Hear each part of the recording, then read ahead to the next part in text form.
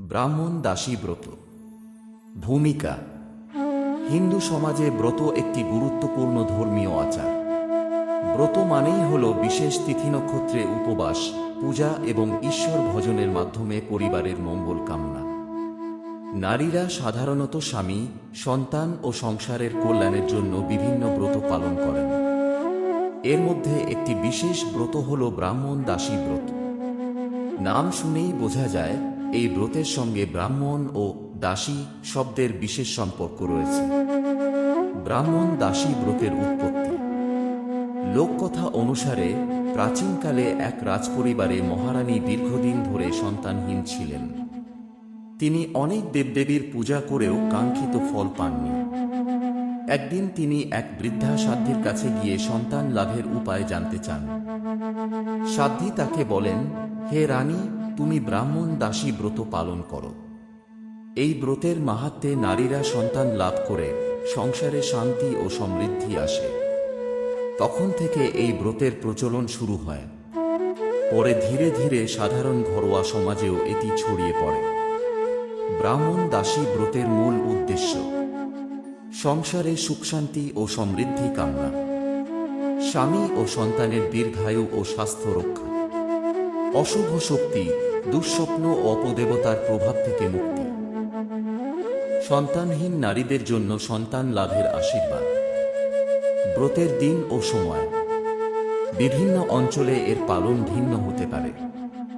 সাধারণত ভাদ্র মাসের শুক্লপক্ষ বা কার্তিক মাসের নির্দিষ্ট তিথিতে এটি করা হয়। অনেক জায়গায় বলা হয় সোমবার বা বৃহস্পতিবার এই ব্রত করলে ফল বেশি পাওয়া যায়। ভোরবেলা স্নান সেরে ব্রত শুরু করতে হয়। ব্রাহ্মণ দাসী ব্রতের নিয়মকানুন: ১. উপবাস: ব্রতের দিন গৃহিণী বা ব্রতী নারী উপবাস করেন। অনেকেই নির্জলা উপবাস রাখেন, আবার কেউ কেউ ফলাহার গ্রহণ করেন। ২.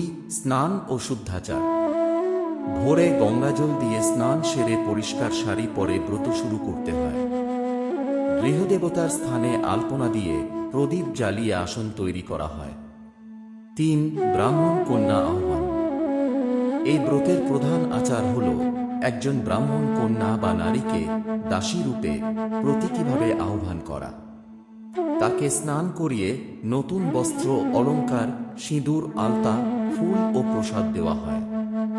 ৪. পূজা ও মন্ত্রপাঠ: গৃহিণী দেবী লক্ষ্মী ও পার্বতীর উদ্দেশ্যে পূজা করেন। ধূপ, প্রদীপ, চন্দন, সিঁদুর, ফল, মিষ্টি অর্পণ করা হয়। তারপর ব্রাহ্মণ কন্যাকে অন্ন পরিবেশন করা হয় এবং দক্ষিণা দেওয়া হয়। ৫. দান: এই ব্রতের মূল তাৎপর্য হল দান। ব্রাহ্মণ কন্যাকে খাবার, শাড়ি, চুড়ি, সিঁদুর, আলতা ইত্যাদি দান করা হয়। ব্রাহ্মণ দাসী ব্রতের কাহিনী, কথা: এই ব্রতের একটি কাহিনী লোকমুখে প্রচলিত। একসময় এক গ্রামে ধনী কৃষক থাকতেন। তার ঘরে ধন সম্পদ ছিল, কিন্তু সন্তান ছিল না। কৃষকের স্ত্রী সারাদিন দুঃখে কাঁদতেন। একদিন এক বৃদ্ধা সাধ্বী এসে বললেন, তুমি যদি ব্রাহ্মণ দাসী ব্রত করো তবে তোমার সন্তান হবে। সেই মতো কৃষকের স্ত্রী উপবাস করে ব্রাহ্মণ কন্যাকে দাসীর মতো সেবা করেন, তাকে নতুন বস্ত্র অলংকার দান করেন। অল্পদিনের মধ্যেই তিনি এক পুত্র সন্তান লাভ করেন। গ্রামের লোকেরা এই অলৌকিক ঘটনা দেখে অবাক হয়ে যায় এবং তারাও ব্রাহ্মণ দাসী ব্রত পালন শুরু করে। কাহিনীর মূল শিক্ষা হল দান ও সেবার মাধ্যমে ঈশ্বর তুষ্ট হন এবং ভক্তকে আশীর্বাদ দেন। ব্রাহ্মণ দাসী ব্রতের তাৎপর্য: ১. ধর্মীয় দিক: এই ব্রত আমাদের শিখিয়ে দেয় ব্রাহ্মণ কন্যাকে মা লক্ষ্মীর প্রতীক মনে করে সম্মান করতে হবে। সম্মান ও দান করাই ধর্মীয় কর্তব্য। ২. সামাজিক দিক: এটি সমাজে দান ও ব্রাহ্মণ শ্রেণীর প্রতি শ্রদ্ধা বৃদ্ধি করে। গরিব ব্রাহ্মণ পরিবারের মেয়েরা এই ব্রতের মাধ্যমে সাহায্য পান।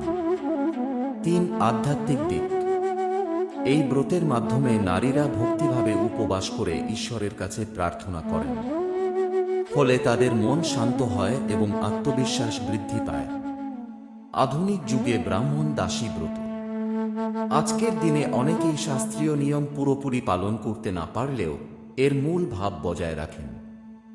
যেমন উপবাস রাখা, ব্রাহ্মণ কন্যাকে আহার করানো, শাড়ি বা সামান্য দান দেওয়া, সংসারের মঙ্গল কামনা করে প্রার্থনা।